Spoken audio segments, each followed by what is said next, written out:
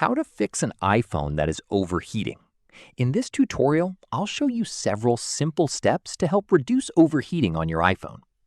First, close any apps that you're not using by swiping up and clearing them from the app switcher. Next, open Settings, tap Accessibility, then select Display and Text Size. Scroll down and turn on Auto Brightness. This can help reduce unnecessary screen brightness and battery usage. Now go back to Settings, tap Battery, and select View All Battery Usage.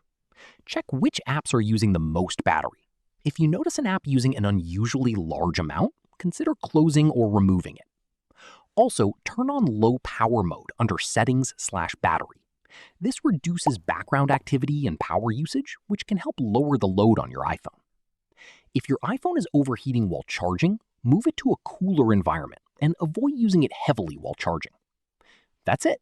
These steps can help fix common iPhone overheating problems. If this video helped you, please like, share, and subscribe for more helpful iPhone tutorials.